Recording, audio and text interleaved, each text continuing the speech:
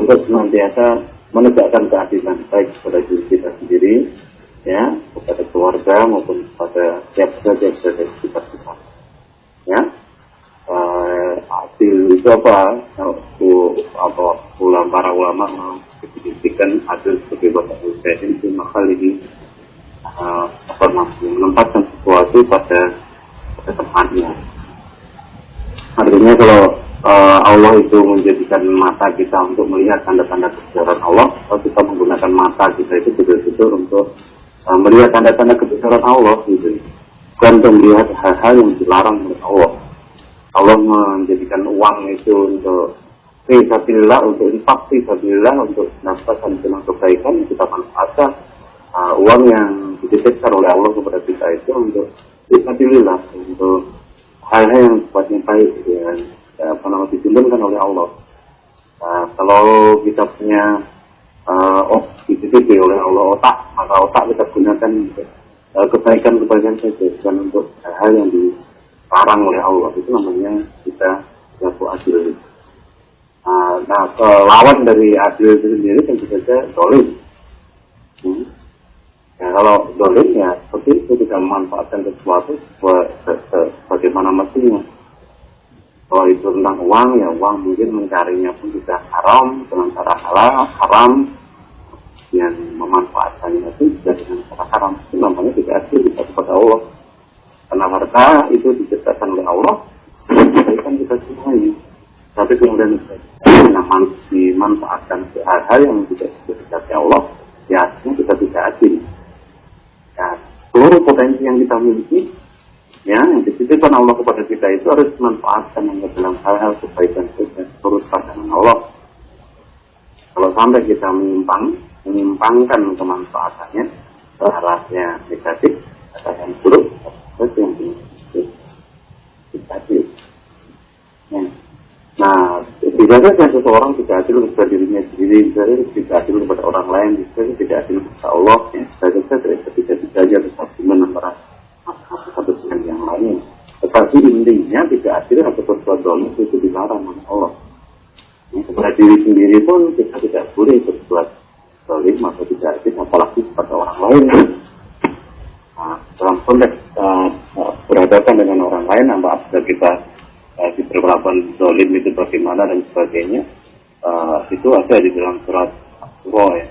Surat Asyura, surat ke-42, ya, jadi kita surat ke-42 ayat 39. Bagaimana kita bersikap ketika kita diperlakukan tidak adil atau diperlakukan dolim oleh orang yang dari kita. Bagaimana sikap Allah kepada orang dolim itu, surat Asyura surat ke-42 ayat 39, 40 gitu. Ya, kalau dibaca seperti ini ya. Ya, mau silakan dibaca di surat Asyura ayat 39-40 ya. Baik, surat Asyura surat ke-42 ayat 39-40. Walladzina idza asabahumul baghiyuhum yantasirun wa jazaa'u sayyi'atin sayyi'atum misluha faman afa wa aslaha fa ajruhu 'ala Allah innahu la yuhibbudz zalimin. Dan bagi orang-orang yang apabila mereka diperlakukan dengan zalim, mereka membela diri. Dan balasan suatu kejahatan adalah kejahatan yang setimpal. Tetapi barang siapa memaafkan dan berbuat baik kepada orang yang berbuat jahat, maka pahalanya dari Allah. Sungguh dia tidak menyukai orang-orang yang zalim. Ya. Jadi intinya apabila kita diperlakukan zalim, itu kita boleh membela diri, punya hak untuk membela diri. Ya, apalagi apabila kita diperlakukan tidak zalim, tidak adil oleh orang lain atau diperlakukan zalim, maka kita punya hak untuk membela diri. Tetapi di dalam pembelaannya kita tidak boleh berlebihan. Ya, membela ya timpal. Ya, kalau diperlakukan, contohnya saja kalau diperlakukan tidak adil atau didolimi, pukul mulutnya hingga giginya copot satu gitu ya. Ya nanti pukul giginya dengan sampai copot satu gitu. Jangan sampai kemudian di sini potol gigi, pak potol ke loro, pak potol ke papat, tak rapal kabeh. Tidak seperti itu. Dan itu berbuat zalim kalau seperti itu. Dan kalau sampai berbuat zalim seperti itu, di akhir ayat 40 dikatakan innahu la yuhibbuz zalimin. Sesungguhnya dia Allah itu tidak menyukai orang yang zalim. Ketika kita berlaku zalim, pasti kita malah berbuat lebih zalim lagi. Kita menjadi orang yang dibenci meskipun kita tadinya dirugikan karena perbuatan zalim oleh orang lain. Karena kita sendiri juga berbuat zalim menzalimi orang lain, ya kita termasuk orang yang tidak disukai oleh Allah. Ayat zalimin tadi. Ya, meskipun kita diperlakukan tidak adil atau diperlakukan zalim seperti apapun, tetapi kalau kemudian kita mau memaafkannya dengan senang hati, dengan rela hati, dengan lapang dada kita memaafkan orang yang berbuat zalim kepada kita, gitu ya. Tentu yang seperti itu baik bagi kita kan gitu. Maka di situ dikatakan maka barang siapa memaafkan dan berbuat baik maka pahalanya atas tanggungan Allah. Artinya pemaafannya kepada orang lain, alias kebaiknya kepada orang lain, meskipun dia dizalimi tetapi membalas kezalimannya tadi dengan kebaikan, begitu ya. Nah itu betul-betul akan mendapat pahala dari Allah, akan mendapat balasan yang baik dari Allah kan gitu. Apalagi kita sendiri juga paham bahwa di dalam surat Fussilat ya, surat 41 gitu ya, ayat 34 ya. Nah, di situ kita masih disarankan supaya menolak kebaikan dan menolak kebaikan dengan cara yang lebih baik. Artinya menolak kebaikan dengan kebaikan, makanya seperti itu. Coba dibuka di dalam Fussilat surat 41 ayat 34. Surat Fussilat Surat ke-41 ayat 34. Wala tastawil hasanatu wala sayyi'ah. Isfa' billati hiya ahsanu fa idzal ladzi bainaka wa bainahu adawatun ka'annahu waliyyun hamim.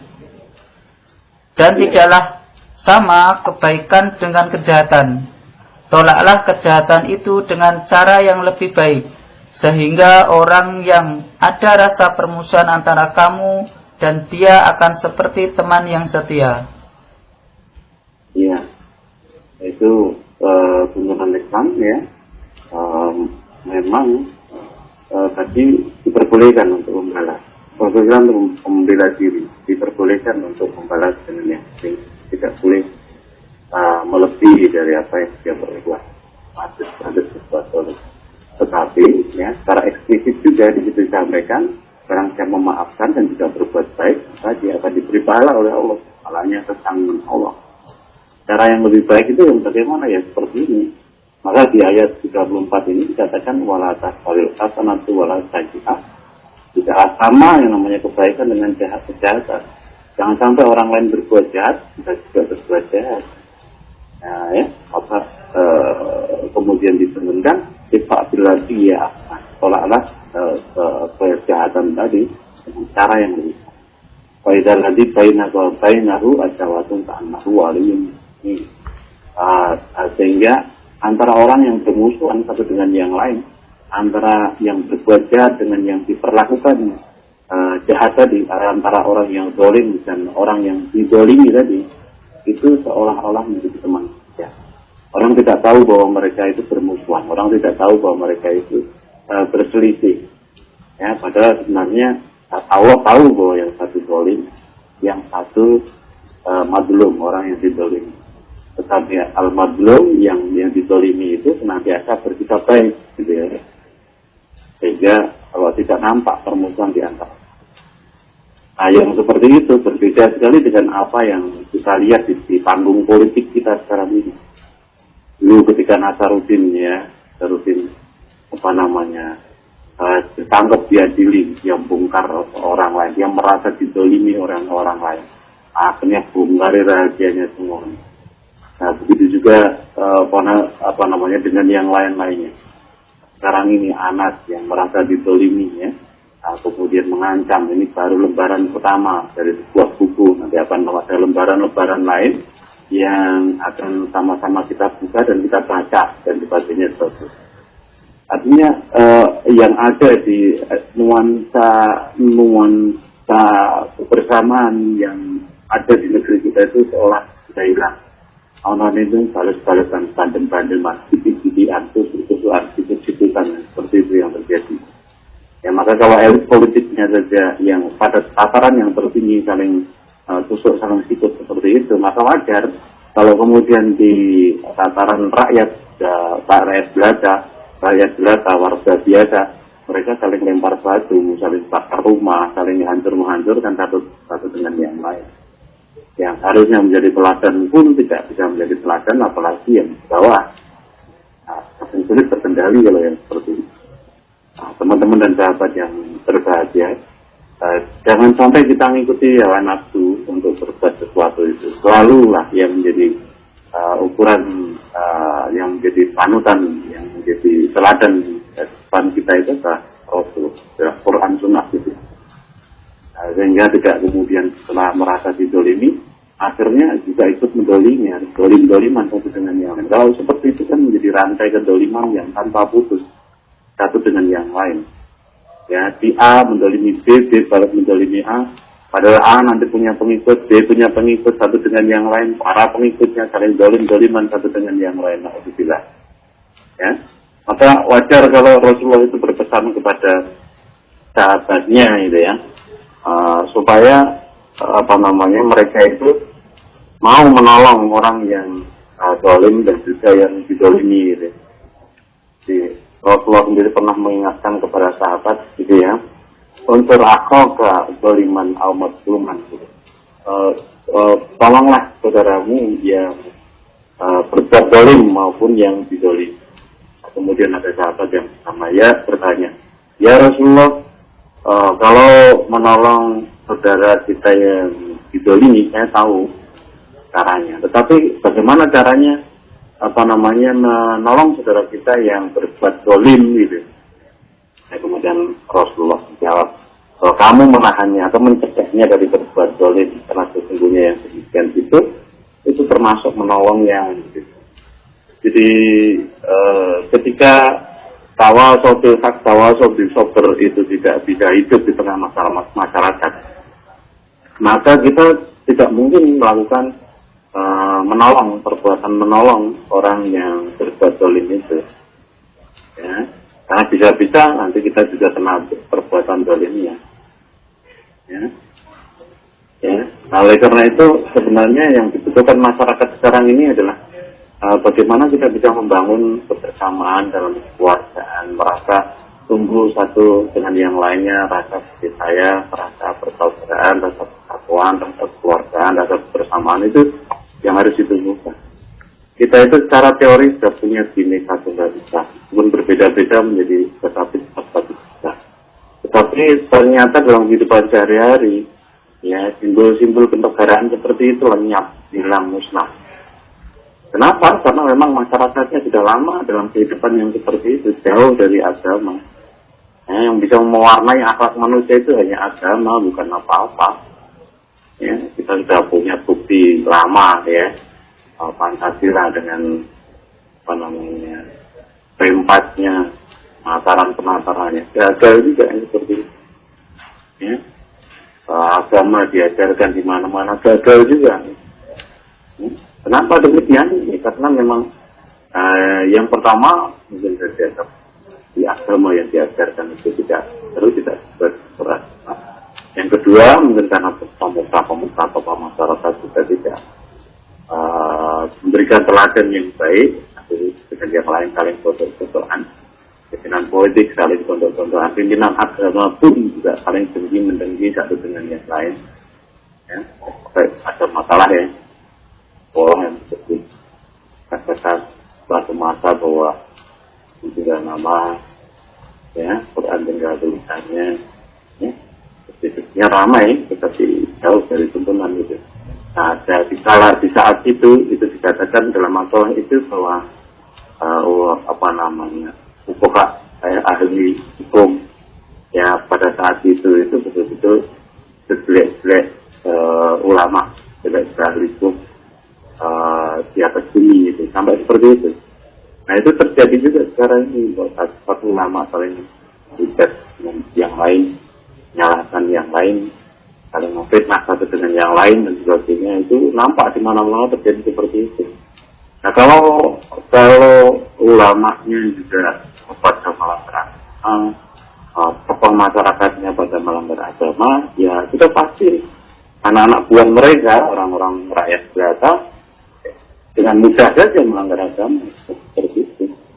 Nah, kemudian yang ketiga mungkin karena memang tidak diciptakan biar Islam kelompok-kelompok Islam, ya itu ditegakkan aturan-aturan Islam itu dengan baik. Hanya kelompok kecil itu umat Islam yang hidup secara bersama sehingga mampu menciptakan halakoh atau kelompok atau usuran atau apa yang dalam halakoh usuran kelompok itu ditegakkan ya kehidupan secara Islam itu. Nah, kalau yang seperti itu dihidupkan sebenarnya bagus pembinaan akhlak ada yang jadi contoh. Orang-orang yang baru datang bergabung, mereka langsung diwarnai oleh orang-orang lama yang berada di kelompok itu. Jadi sederhana sekali seperti jiwenter aja di pelop aja, pelopannya sudah ada, jadi ya. Nah teman-teman yang berbahagia, di samping tiga itu mungkin saja dakwah yang dilakukan untuk membina akhlak karimah dalam kalangan umat Islam itu tidak sesuai dengan apa yang diuntungkan oleh Rasulullah. Yang namanya Islam itu tidak ditegakkan dengan partai. Ya, Islam itu ditegakkan dengan dakwah. Ya, dakwah itu sendiri mengajak manusia kembali ke jalan Allah, menegakkan agama ini dengan baik, membangun akhlak karimah. Nah, kalau masing-masing individu sudah berakhlak karimah, mereka berhimpun kelompok di dalam satu komunitas yang berakhlak karimah menjadi khair ummah, maka negara yang dibangun di atas khair ummah itu pasti akan menjadi negara yang baik-baik walaupun. Nah, salahnya negara ini tidak dibangun atas dasar yang seperti itu. Maka kalau terjadi carut marut di mana-mana ya wajar saja. Tidak mendapatkan ridho Allah kan begitu. Nah, teman-teman yang berbahagia, terlepas dari persoalan para pimpinan yang sekarang itu satu. Yang penting dari diri kita masing-masing, mari kita tegakkan yang namanya keadilan, jangan sampai berbuat zalim. Nah, kalau sampai berbuat zalim, kita akan dibenci oleh Allah. Allah alaihi zalimin tadi. Allah tidak menyukai orang-orang yang zalim. Ya. Bahkan kepada orang yang berbuat zalim maupun dizalimi, kita diperintahkan oleh Rasulullah untuk menolong mereka. Ya, menolong orang yang dizalimi, tentu saja dengan menegakkan hak mereka yang diambil, gitu ya.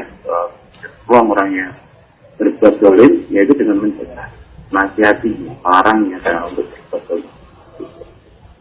Nah, teman-teman yang berbahagia, efek negatif dari perbuatan zalim itu bisa kita lihat dalam sebuah hadisnya. Rasulullah itu menjelaskan kepada kita semuanya, ya, jangan sampai kalian berlaku zalim, ya, karena karena zalim itu akan menyebabkan kegelapan gitu ya di akhirat itu.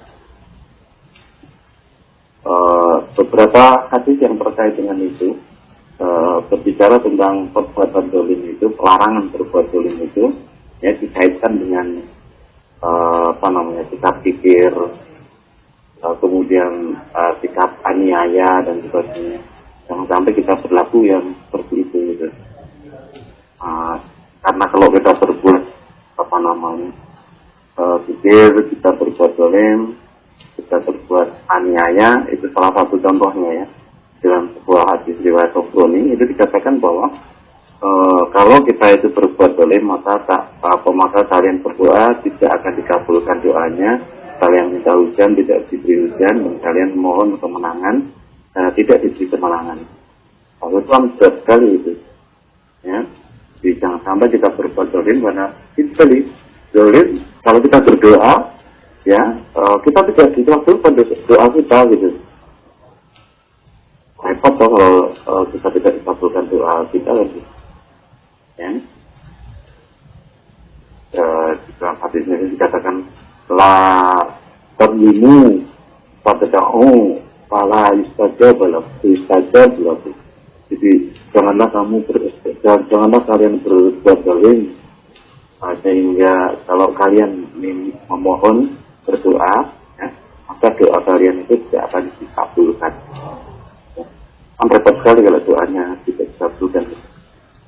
Jangan sampai kan ini. Oleh karena itu kalau kita bisa introspeksi, kalau selama ini banyak doa-doa kita yang tidak terkabulkan, mungkin saja kita berbuat zalim. Mungkin zalim kepada diri sendiri, mungkin zalim kepada suami, mungkin zalim kepada istri, mungkin zalim kepada anak-anak, mungkin zalim kepada tetangga kita, mungkin zalim kepada teman-teman kita, mungkin zalim kepada Allah, ya, memanfaatkan potensi yang kita miliki untuk hal-hal yang tidak dikehendaki Allah, seharusnya kita zalim kepada Allah. Nah, mungkin saja doa kita tidak terkabul karena itu. Urip warkoso kok nabrak, ini salah, ngono salah, dan sebagainya, sudah ndonga, kita ewes tahajud barang, kita ewes duha barang, kok tidak menemukan jalan keluar. Nah, introspeksi. Nah, barangkali kamu masih berbuat zalim. Kalau zalim pada diri sendiri, zalim kepada Allah, atau zalim kepada orang lain, kamu masih zalim. Maka tidak dikabulkan kan gitu. Ya. Nah, introspeksi gitu ya. Oh, ini sudah makanan saya juga sudah halal, saya sudah ini itu dan baik dengan baik. Ini tadi mungkin zalim kamu. Kurang sadari kan ya. Ya. Nah, introspeksi itu betul penting bagi kita semuanya. Ya, sebenarnya setiap hari kita melakukan introspeksi di malam hari menjelang tidur gitu ya. Kali perlu gitu, setiap saat itu melakukan introspeksi. Nah, saya yakin Rasulullah itu berkali-kali dalam sehari melakukan introspeksi sehingga dalam sehari beliau itu istighfar itu sampai 100 kali ya. Istighfar itu kan karena mohon ampun kepada Allah, ada kesalahan-kesalahan yang beliau lakukan, kemudian dia memohon ampun kepada Allah kan gitu. Nah, kalau Rasulullah ada 100 kali ya, nah itu sebagai hasil introspeksi. Nah, kalau kita mematuhi introspeksi dengan serius, mungkin 1000 kali itu seharusnya kita mohon ampun kepada Allah gitu. Nah, teman-teman yang berbahagia, ayo kita masing-masing berusaha untuk jadikan diri kita masing-masing sebagai penegak keadilan. Karena menegakkan keadilan, ya, maka kita sendiri harus menegakkan keadilan itu diri kita sendiri. Artinya tidak zalim kepada diri kita masing-masing, kepada keluarga, dan perangkat kita, ya, termasuk istri kepada suami. Wah, ini yang bahaya, yang berat sekali. Kata istri itu kepada suami itu juga benar-benar spesial istimewa di dalam keluarga itu. Tentu saja Allah itu mendesain seperti itu supaya keluarga itu tidak bubrah pun halal, tapi Allah membenci perceraian itu, ya. Sehingga untuk menjaga supaya tidak mudah terjadi perceraian dalam lingkungan keluarga itu, sampai-sampai Allah itu menentukan, Rasulullah menentukan supaya istri itu betul-betul taat kepada suami. Kalau diperbolehkan manusia bersujud kepada manusia lain, maka aku perintahkan, ya, si istri itu bersujud kepada suami. Yang mana ada sekarang istri-istri mau bersujud kepada suami. Ya, apalagi kalau istri itu sudah merdeka dari segi ekonomi, ya, biasanya rapat peduli dengan suami. Nah, itu kemerdekaannya terhadap harta, kemerdekaannya akan harta, kemerdekaannya terhadap suami akan harta, ya, ketika tergantungannya pada suami akan harta itu akan menjadi Tuhan baginya, dewa baginya, yang akan membawa dia masuk ke neraka. Wah, bahaya sekali, betul-betul bahaya. Ya, karena itu, ya, kalau ada putri-putri yang untuk mendengarkan sebelum nikah, betul-betul perhatikan yang seperti itu. Jangan kemudian setelah nikah kemudian terbelalak, harusnya setiap saat kepada suami, setiap saat kepada suami, ternyata tidak mau melakukan. Ya, nanti akan menurut hawa nafsu dan mudah sekali untuk meminta cerai dan sebagainya karena merasa dirinya tidak butuh suami, merasa dirinya merdeka secara ekonomi dan sebagainya dan sebagainya. Nah, itu akan menjadi penyebab itu masuk neraka atau alhamdulillah. Nah, mudah-mudahan teman-teman yang ikut online saat ini sudah memahami pentingnya sebuah skill, keadilan, pentingnya menjauhi zalim, termasuk juga pentingnya istri-istri itu taat kepada suaminya dan merasa bergantung kepada suami karena Allah, bukan merasa bebas dari suami karena merdeka secara ekonomi dan sebagainya. Itu ekonominya menjadikan dia Tuhan, dewa, dan akhirnya menjadikan pintu masuk neraka yang seperti itu. Begitu Bagus, sementara yang bisa kita bahas, barangkali ada sesuatu yang mau disampaikan untuk kita semua, monggo waktu dan tempat kita persilakan. Dan baik Ustadz, untuk sementara yang berkaitan dengan tema belum ada, jadi mungkin bisa dilanjut lagi Ustadz. Oh ya, tidak ada pertanyaan yang lain yang tidak berhubungan dengan tema? Ada Ustadz, ada satu pertanyaan. Pertanyaannya, bila bekerja di perusahaan pemasaran, tetapi karyawan atau sales tersebut ditipu oleh pihak ketiga, kemudian akhirnya karyawan tersebut berhutang pada perusahaan. Apakah karyawan tersebut berkewajiban membayar hutang pada perusahaan tersebut, Ustadz? Terima kasih, mohon penjelasannya. Ya, tergantung perjanjian awalnya bagaimana. Kalau dia marketing, ada perjanjian awalnya, kalau sampai tertipu, kalau sampai rugi kamu harus ganti, maka ya kalau rugi ganti, kalau tertipu juga ganti. Ya, jadi tergantung akad awalnya, perjanjian awalnya bagaimana kan gitu. Ya, kalau tidak ada perjanjian, nah, karena tertipu ya bagaimana aturan main ketika tertipu, itu dia bekerja atas nama perusahaan. Secara umum mestinya perusahaan yang nanggung di situ. Ya, artinya yang berurusan dengan orang menipu itu perusahaan karena dia bekerja atas nama perusahaan. Tapi karena kalau dia sudah ada perjanjian sejak awal, ya dia bekerja diterima sebagai pekerja itu dengan job description yang sudah tertentu, dan keuntungan dan kerugian yang sudah ditentukan dan sebagainya. Kalau di situ memang dinyatakan bahwa kalau sampai tertipu atau kehilangan atau pecah atau ini itu dia harus mengganti, ya harus mengganti sesuai dengan kata. Nah, kalau kita sebagai orang Islam kita sudah terlanjur berjanji seperti itu, maka kita ya harus menegakkan perjanjian, meskipun harus utang ya harus dibayar. Kalau tidak, nanti ya akhirat tagih oleh Allah. Bagaimana mungkin kita bisa membayar gitu? Nah, di depan Allah. Oleh karena itu seberat apapun kalau itu memang sudah terjadi di dunia ini dan sesuai kesepakatan yang harus ditunaikan. Nah, kalau merasa keberatan sekali ya bisa dinego lagi dengan pimpinan perusahaan. Ini saya tidak melakukan kesalahan yang dilakukan oleh orang lain. Bagaimana kalau saya menggantinya 50%? Terus ada perusahaan akan berpikir ulang gitu. Kalau memang betul-betul terdapat kesalahanmu kan. Nah, oleh karena itu bekerja harus hati-hati, harus pandai memahami perjanjian kerja itu sendiri kan gitu. Jangan sampai kemudian gajinya selama 10 tahun habis semuanya gara-gara menanggung risiko yang seperti itu. Nah, itu akan membuat terpaksa berbuat zalim.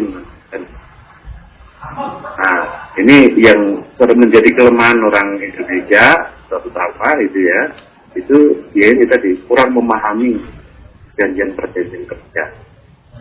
Ya, seharusnya betul-betul ketika memilih untuk bekerja di satu tempat itu syaratnya apa, perjanjiannya bagaimana, betul-betul harus dipahami betul. Kalau itu memang merugikan buruh, labor gitu ya bagaimana bisa dinego ulang kalau tidak seperti itu. Jangan kemudian teknik pengusaha kemudian boleh berbuat maunya menekan buruh, tidak seperti itu kan gitu. Nah, oleh karena itu harusnya sama-sama mereka saling memahami satu dengan yang lain, ya. Sekali lagi, kalau memang dari awalnya sudah perjanjiannya harus mengganti, tetap harus mengganti. Tetap kalau ada rasa keberatan, kalau memang berat dan sebagainya, karena tidak teruskan kesalahannya tadinya, maka bisa saja dirembuk pimpinan perusahaan. Di sisi lain, laporkan polisi orang-orang yang melakukan perbuatan itu, biar dia mengganti, atau nanti rumahnya disita atau kekayaannya disita untuk kamu untuk mengganti yang ditipu itu kan gitu. Nah, oleh karena itu teman-teman yang berbahagia, jangan sampai kamu mengikatkan perjanjian jual beli, muamalah dan sebagainya itu tanpa perjanjian hitam di atas putih. Ya, harus di atas kertas itu ada perjanjian, ya, dan jangan sampai kalau itu melibatkan uang yang banyak, ya, jangan sampai hanya sekedar di atas kertas, di atas meterai atau di atas perjanjian di depan notaris dan jangan, ya, karena apa namanya? Orang mudah sekali melakukan penipuan atau kebohongan atau pengingkaran janji dan sebagainya itu, karena kehidupan kita tidak agamis, ya jadinya mudah sekali berbuat seperti itu. Mayoritas isinya negeri ini adalah orang-orang yang munafik, sudah melanggar perjanjian, berbuat bohong, berjanji mengingkari, bersyarat dan sebagainya seperti itu, maka harus ada jaminan. Nah, di samping perjanjian untuk tertulis, kalau itu menyangkut utang piutang atau itu menyangkut investasi dan sebagainya, nah jaminannya apa? Nah, kalau nggak ada jaminannya, nanti akhirnya ya ketua ustadz pun, ya ketua kiai pun, lah bubal gitu. Ya, banyak yang menamakan dirinya sebagai ustadz kiai, tetapi kemudian ketika terlibat dalam apa namanya kasus transaksi investasi macam-macam itu, kemudian akhirnya lepas semua baju Islamnya itu, yang tadinya menyerukan kepada keimanan malah diri sendiri jadi munafik gitu ya. Alhamdulillah, ngeri sekali itu. Nah, kalau dalam hal tentang apa namanya menuliskan perjanjian utang piutang atau akad yang bersifat itu tadi muamalah tadi, itu bisa dilihat di dalam surat Al-Baqarah ayat 282. Supaya kita menuliskannya. Al-Baqarah ayat 282. Dibaca terjemahannya saja. Baik. Surat Al-Baqarah, surat kedua ayat 282. Hai orang-orang yang beriman, apabila kamu melakukan utang piutang untuk waktu yang ditentukan, hendaklah kamu menuliskannya. Dan hendaklah seorang penulis di antara kamu menuliskannya dengan benar. Janganlah penulis menolak untuk menuliskannya sebagaimana Allah telah mengajarkan kepadanya. Maka hendaklah dia menuliskan. Dan hendaklah orang yang berhutang itu mendiktekan. Dan hendaklah dia bertakwa kepada Allah, Tuhannya. Dan janganlah dia mengurangi sedikit pun daripadanya. Jika yang berhutang itu orang yang kurang akalnya atau lemah keadaannya, atau tidak mampu mendiktekan sendiri, maka hendaklah walinya mendiktekannya dengan benar. Dan bersaksikanlah dengan 2 orang saksi laki-laki di antara kamu. Dan jika tidak ada saksi 2 orang laki-laki,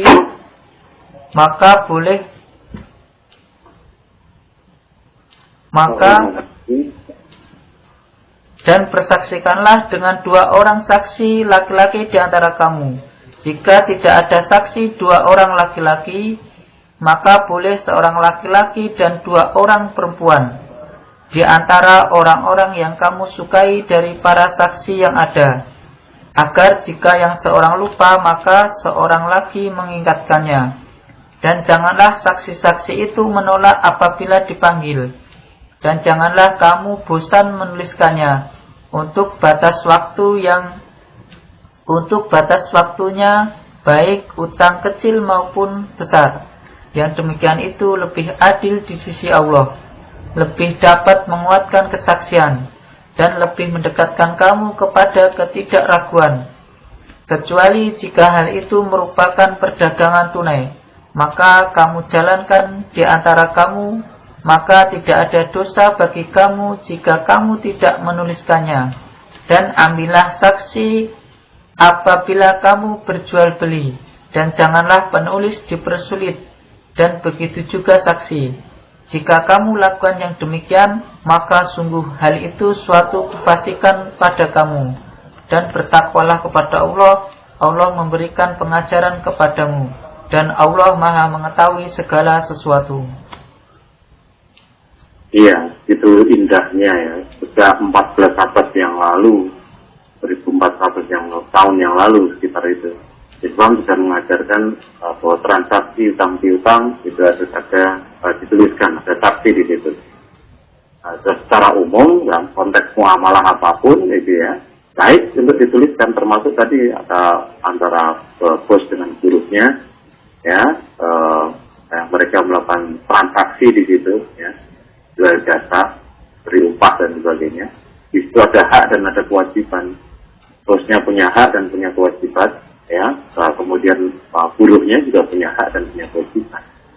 Nah, tentu saja itu ditulis supaya paham satu dengan yang lainnya, atau kemudian perjanjiannya dipahami, kemudian ditegakkan perjanjian itu. Ya, jangan sampai kemudian bos merugikan buruh, buruh merugikan bos. Ya. Mestinya satu dengan yang lain saling menguntungkan, sehingga perusahaan tetap jalan baik, sehingga buruh pun tetap dapat lapangan pekerjaan, bos pun tetap dapat untung. Nah, kalau sampai kemudian si buruhnya kok karena kelalaiannya kemudian dia ditipu orang, bawa lari uangnya, kan bosnya rugi. Ya, kalau satu buruh melawan begitu, 5 buruh melawan begitu, 10 buruh melawan begitu, ya bosnya bangkrut jadi. Kalau bosnya bangkrut, buruh juga rugi karena dia kehilangan pekerjaan. Nah, oleh karena itu, kalau memang kemarin sudah dipahami perjanjiannya bahwa ketika terjadi kesalahan harus ganti pecah, harus ganti rusak, harus ganti, kemudian juga ditipu orang harus ganti, ya itu punya kewajiban ganti. Allah seperti itu kan itu. Kalau keberatan sekali lagi diulang, minta keringanan dan sebagainya, kira dengan etikat baik buat tidak akan ada setiap itu Mas Agus, mudah-mudahan bermanfaat. Iya Ustaz, ada pertanyaan lagi Ustaz. Jika Allah di dalam hadis yang artinya jika Allah memberi kenikmatan kepada seorang hamba padahal dia tetap dengan maksiat yang dikerjakannya, maka sesungguhnya itu adalah istidroj. Hadis riwayat Ahmad. Mohon dijelaskan makna istidroj. Iya, maknanya itu dilulu gitu deh. Artinya dia dibombong supaya tetap berbuat seperti itu dan akhirnya dikeplek. Nah, naudzubillah kan itu. Nah, jangan sampai kita mengalami seperti itu. Nah, ini orang yang jahat, orang yang jelek, kok tetap saja dikasih rezeki oleh Allah yang banyak, kok udah juga makmur dan sebagainya, itu sudah bagus. Ya, dilulu lah oleh Allah itu. Ya. Nah, dilulu itu ketika kemudian dimuliakan, ya kemuliaan orang di dunia itu bukan karena hartanya, bukan karena lancarnya usaha, ya, bukan karena banyaknya harta, banyaknya rezeki, ya, bukan karena dia dihormati oleh orang lain dan sebagainya, tidak, sama sekali tidak. Ya, harta yang banyak itu tidak menyebabkan kamu masuk neraka. Kalau harta itu betul-betul kamu tuhankan. Ya, kalau mencarinya dengan cara yang haram, ya, kamu tamak akan harta, kamu pikir untuk menafkahkannya fisabilillah, bahkan merasa dirinya sudah banyak berjuang fisabilillah, mengeluarkan hartanya dan sebagainya fisabilillah, nah itu namanya hartanya yang banyak itu tidak bermanfaat bagi dia. Ya, justru akan menjadi Tuhan, hartanya itu akan membawa dia masuk neraka lagi. Nah, begitu juga usahanya kok makin lancar padahal dia sholat saja tidak. Sholat itu tidak ada hubungannya dengan usaha. Sholat itu adalah tanha anil fahsya wal munkar, untuk menjauhkan kita dari perbuatan keji dan munkar. Ya, kalau usahanya lancar itu karena dia menempuh sunatullah untuk menjadikan usahanya lancar. Dan ini orang Islam yang banyak tidak paham. Ya, Islam kita sholat, kita beriman, tetapi tidak pandai di dalam mengelola usaha. Ya, usahanya master, baca terus. Ya lagi gitu, aku sholat, aku ngaji, aku poso, kok usaha aku bangkrut. Bangkrutnya itu bukan karena Gusti Allah, bukan karena Allah. Ya, bangkrut kamu itu karena kesalahanmu sendiri, tidak mampu memenuhi sunatullah untuk menuju sukses usahamu. Ya. Maka orang-orang saudara-saudara kita dari etnis Cina itu, mereka sukses-sukses di dalam berusahanya. Karena mereka menempuh sunatullahnya untuk sukses. Ya, mereka bekerja sama satu dengan yang lain, mereka punya akses informasi yang akurat, mereka punya akses mendapatkan utangan dari bank yang mudah, kita jadi banyak kesulitan.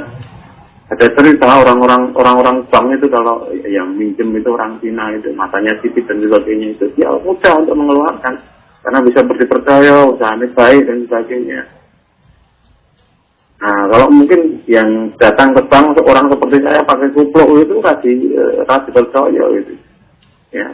Wajar seperti itu karena mereka kepercayaan itu penting sekali ya, kredibilitas penting sekali, kepercayaan penting sekali. Ya, mungkin mereka berpikir kupluk kalau ini ngapu dia kupluk kayak tekor Jawa Timur tekor kayak tekor yang jalur sumbangan menghapus-hapusan sumbangan lubang masjid sumbangan pesantren balik menghapus-hapusan bisnis dan ekspornya nang masjid 500 sesasi ternyata dia ngumpulkan bantuan 20 juta sebulan dan sebagainya. Meditor 500 ya, itu kan diungkap di TV itu ya, jadi apa namanya kepercayaan itu betul-betul sangat penting sekali itu.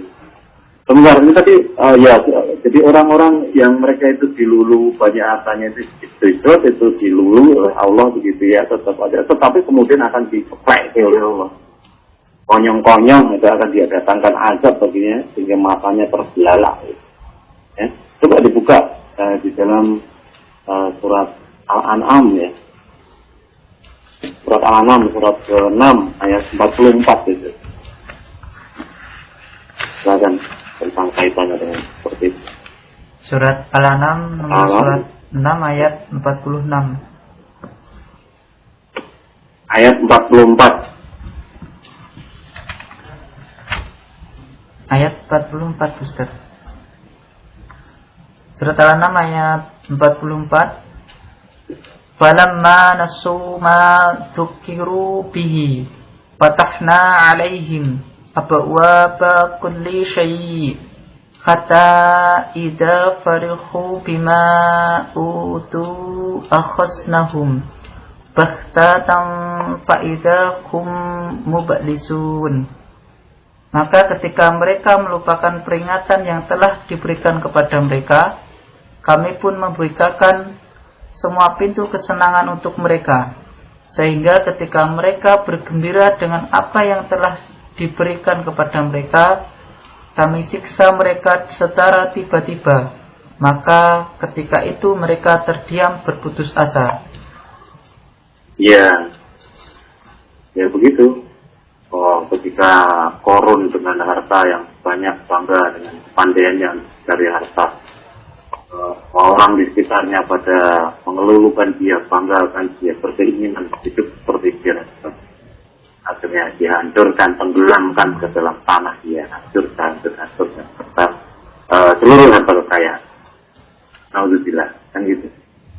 Nah, kisah itu terjadi di mana-mana dan banyak sekali terjadi di tengah-tengah masyarakat kita menyaksikan. Kalau masih ada juga orang-orang yang mereka itu kaya-raya, hartanya berlimpah ruah banyak, hidupnya tidak sesuai agama kok dia masih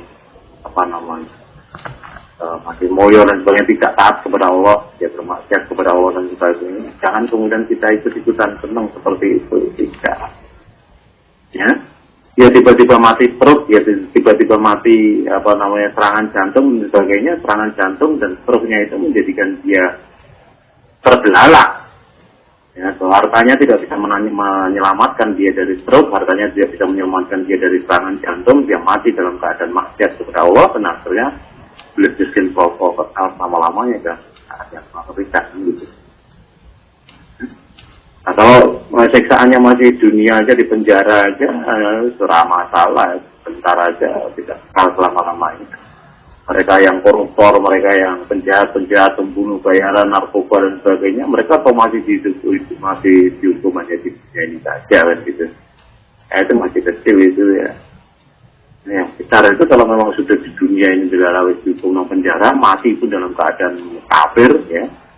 Di penjara masih berbisnis narkoba, masih mengatur pembunuhan di luar penjara dan sebagainya. Akhirnya dia mati di penjara itu karena ditusuk oleh napi yang lain dan sebagainya.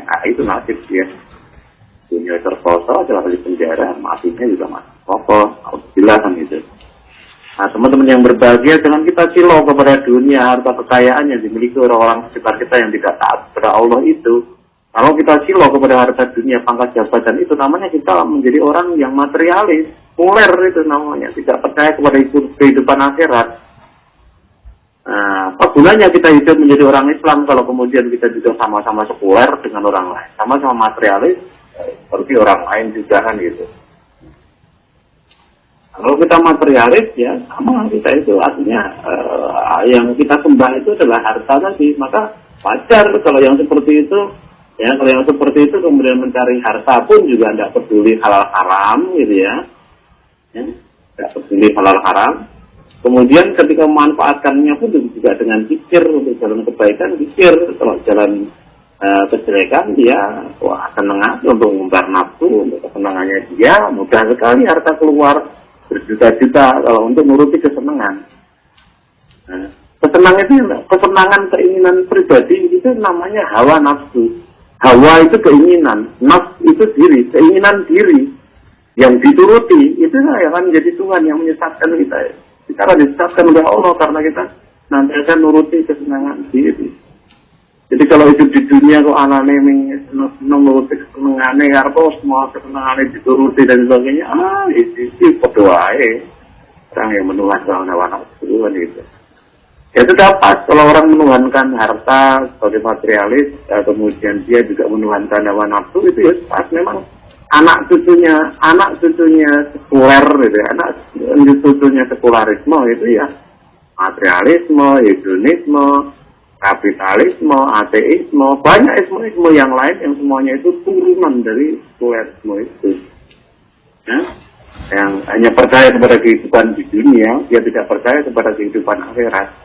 Kita ditanya, apa kamu percaya kehidupan akhirat? Itu mulut kita mengatakan percaya, iman, karena itu salah satu rukun iman. Tetapi hati kita, sikap hidup kita tidak mencerminkan bahwa kita itu orang yang beriman kepada kehidupan akhirat. Karena kalau orang beriman kepada kehidupan akhirat itu, dia lebih cinta menampakkan hartanya untuk fisabilillah daripada untuk menuruti hawa nafsunya. Dia akan menjadi orang yang dermawan. Dia akan mendahulukan keselamatan akhiratnya daripada dunia. Dunia pun dia akan banyak beramal soleh, termasuk kedermawanan tadi, jauhi kepikiran dan sebagainya. Ya. Dan segala tutur kata, tingkah laku, perbuatan itu senantiasa berujung pada akhlak karimah, senantiasa berujung membawa kebaikan di akhirat nanti kan gitu. Nah, justru malah sebaliknya kan gitu. Nah, teman-teman yang berbahagia, kalau kita silau kepada kehidupan orang-orang yang munafik, kehidupan orang-orang fasik, kehidupan orang-orang yang durhaka kepada Allah, tetapi kaya raya, hartanya banyak, pangkatnya tinggi, usahanya sukses dan sebagainya, itu kita tidak berbeda dengan mereka. Membedone awak di melarat, mereka sugih. Asik, mereka sugih mereka menikmati dunia walaupun akhiratnya neraka kan itu. Tetapi kita melarat di dunia, tapi akhiratnya juga neraka. Tampil seperti itu. Asik gitu. Teman-teman yang berbahagia, ayo kita kembalikan, kita luruskan. Hidup di dunia ini hanya sementara, akhirat itu kekal. Ya, yang menjadi simbol-simbol kebanggaan, simbol-simbol kebaikan di dunia ini adalah ketaatan kita kepada Allah dan Rasul-Nya. Itulah yang namanya takwa. Rasa takut kita, penghormatan kita kepada Allah dan Rasul-Nya, itulah yang namanya takwa. Ya, kedisiplinan kita ya untuk menjalankan perintah Allah dan menjauhi larangannya. Itulah yang namanya takwa. Itulah yang menjadi simbol-simbol kebanggaan orang Islam, bukan harta yang banyak, bisnis yang sukses dan sebagainya. Lihatlah orang-orang di sekitar kita. Banyak kan di antara mereka yang katanya Islam, namanya juga Islam, ya kayak ini nganggo sarung, nganggo kupo, yang masjid dan sebagainya. Mereka yang kaya, usahanya yang sukses, kebanyakan mereka itu pikir. Kebanyakan mereka itu pikir. Nah itu artinya hartanya sudah menjauhkan dia dari Allah kan gitu. Alhamdulillah. Ya. Rasulullah mengingatkan kepada kita semuanya, jauhkanlah diri kalian dari berbuat zalim, karena sesungguhnya berbuat zalim itu menyebabkan kegelapan pada hari kiamat. Jauhkanlah kalian dari berbuat pikir, karena sesungguhnya pikir itulah yang telah membinasakan orang-orang sebelum kalian dan bisa mendorong kalian yang menyebabkan pertumpahan darah dan menghalalkan yang haram. Naudzubillah. Sampai seperti itu. Yang pertama tadi kita bicara tentang dolim, jangan berbuat dolim. Yang kedua ini bicara tentang zikir, jangan berbuat zikir. Ya, karena zikir bisa menyebabkan seperti itu. Yang di hadis lain yang diriwayatkan oleh Tabrani dikatakan karena sesungguhnya zikir itu telah membinasakan orang-orang sebelum kalian sehingga mereka menumpahkan darah dan memutus persaudaraan. Oh betul, itu karena perbuatan zikir bisa memutus persaudaraan. Karena zikir itu bisa suami dengan istri cerai, istri dengan suami cerai karena cintanya kepada harta. Ya, karena cintanya kepada harta yang berlebihan, akhirnya tidak cinta keluarga, tidak cinta suami. Ya, wah ya dicintai harta dunia. Masa untuk apa? Suami itu suami itu pun kita hal suami yang boleh tanggung-tanggung kan gitu. Nah udah gila itu. Nah teman-teman itu yang menghancurkan hidup manusia seperti itu. Nah mari harus kita kuasai harta itu. Jangan kita dikuasai oleh harta. Ya. Ya. Jangan sampai kita dikuasai oleh harta, tapi kuasailah harta itu. Harta itu kita cari untuk kita injak-injak. Maknanya adalah untuk kita manfaatkan ya sesuai dengan kehendak Allah atas kita semuanya kan gitu. Jangan kemudian kita malah dikuasai oleh harta, menyebabkan kita itu masuk neraka karena harta kita. Langsung kita dikendalikan oleh harta menjadi orang-orang yang hedonis itu. Alhamdulillah. Nah, mudah-mudahan dari pertanyaan ini terbuka pemahaman kita yang benar terhadap orang-orang yang kaya di sekitar kita, yang sukses di sekitar kita. Betul itu sebagai istidrak ya akan diluluan dari Allah dan nanti akhirnya akan dibikin dia terbelalak ya sekonyong-konyong ya apa namanya begitu Mas Agus ya mudah-mudahan kita baik Ustaz. Ini masih ada satu permintaan, gimana Ustaz mau? Ya boleh silakan. Tanya Ustadz, mohon diingatkan kembali surat Al-A'raf ayat 176. Ya, naudzubillah ya. Betul itu kalau kita diingatkan 176 itu. Ya. Di situ Allah berfirman, "A'udzubillahi minasyaitonir rajim, walau fitna la rafa'nahu biha walakinnahu akhlada ilal ard wa taba'a hawa, fa masaluhu kama salil qalbi in tahmil alaihi alhad atau tatruk alhad." Ya. Apa namanya? In tahmil alaihi alhad atau tatruk alhad. Kemudian zalika masalu qaumil ladzina kadzabu bi ayatina faqul alahum yatafakkarun. Jadi orang-orang yang kita itu manusia itu sebenarnya kan akan diangkat oleh Allah derajat kita dengan dengan ayat-ayat Allah. Jadi ayat-ayat Allah itu semuanya baik. Kalau kita ikuti sudah pasti kita menjadi orang yang baik. Artinya mengangkat derajat kita sebagai manusia menjadi manusia yang baik, berakhlak karimah. Akan tetapi tidak semua orang yang kemudian dijanjikan oleh Allah untuk diangkat derajatnya dengan ayat-ayat itu mau mengikuti ayat-ayat Allah itu karena memang tidak sesuai dengan hawa nafsunya, karena dia suka mengikuti hawa nafsu dan sebagainya, kecintaannya tidak kepada agama ini, tidak kepada Allah, tapi kepada harta dunia dan sebagainya. Maka dari itu disitu dikatakan wakin nahu akhlaja ilal ard, akan tetapi mereka cenderung kepada dunia, lebih cinta kepada dunia, ya, lebih menyukai dunia, lebih mendahulukan dunia, harta dunia dan sebagainya. Wataba hawa dan mengikuti hawa nafsu. Jadi kalau pertama kita sudah mencintai harta dunia lebih daripada Allah dan tidak suka mengikuti hawa nafsu, ya sudah habis itu dunia. Agama tidak ada bagi orang seperti itu. Tidak ada agama bagi orang seperti itu. Nah, maka dari itu teman-teman jangan sampai apa namanya tadi silau kepada harta dunia jadi orang-orang di sekitar kita. Nah, kita harus bangga ya atas ketaatan kita kepada Allah Subhanahu. Itulah jadi ukuran kesuksesan manusia itu di dunia itu. Kalau harta dunia, harta itu yang memberi Allah, tidak ada apa-apanya. Untuk memberi Allah kok. Kalau ganteng itu yang ganteng yang memberi Allah, ya. Semua itu pemberian Allah seperti itu. Tetapi prestasi manusia itu adalah terletak pada bagaimana dia bisa menata hatinya sehingga taat kepada Allah dan Rasulnya. Itu yang kita diberi kebebasan oleh Allah. Mau taat silakan, mau maksiat silakan. Kalau taat kamu akan menjadi orang yang baik, kalau maksiat ya kamu akan menjadi orang kafir yang akhirnya kamu masukkan neraka.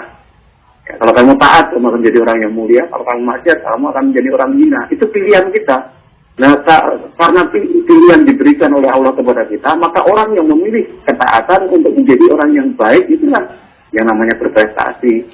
Orang itulah yang patut bangga dia dengan pemberian Allah yang seperti itu, gitu.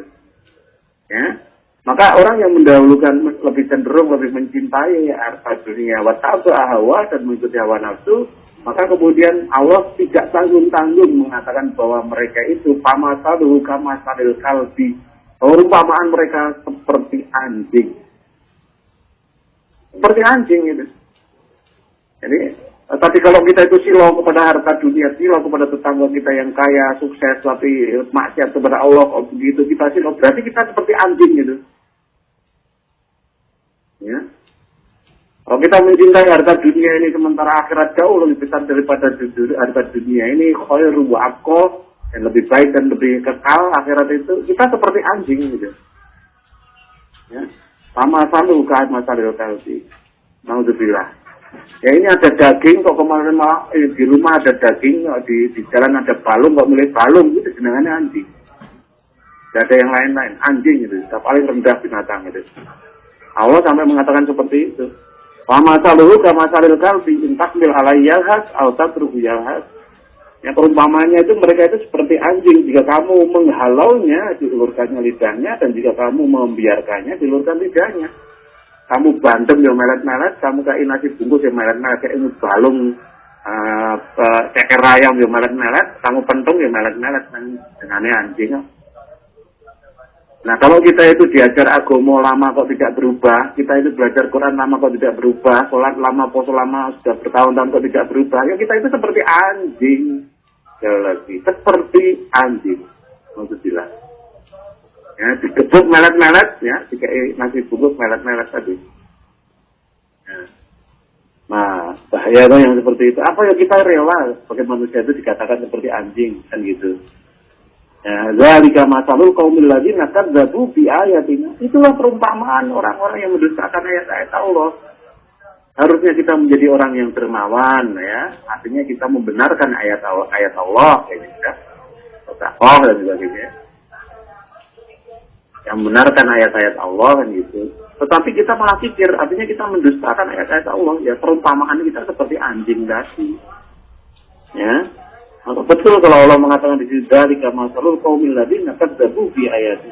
Itulah perumpamaan orang-orang yang mereka itu kaum yang mereka itu mendustakan ayat-ayat kami. Waktu silqoto sallallahu yatafakkaru, maka ceritakanlah kita itu. Ya, kita tentang kehinaan orang-orang yang hidup seperti anjing.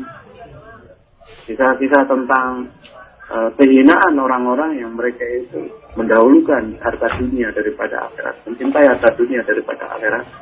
Ya, jadi kisah tentang orang-orang yang kikir terhadap harta yang dititipkan oleh Allah kepadanya.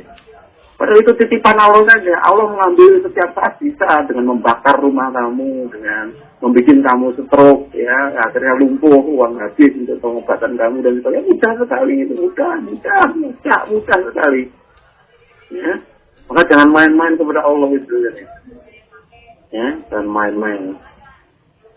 Ya, maka kita betul-betul cintai Allah itu dan Rasulnya itu, ya, lebih dari segalanya. Tidak ada jalan lain kecuali itu mendapatkan keselamatan.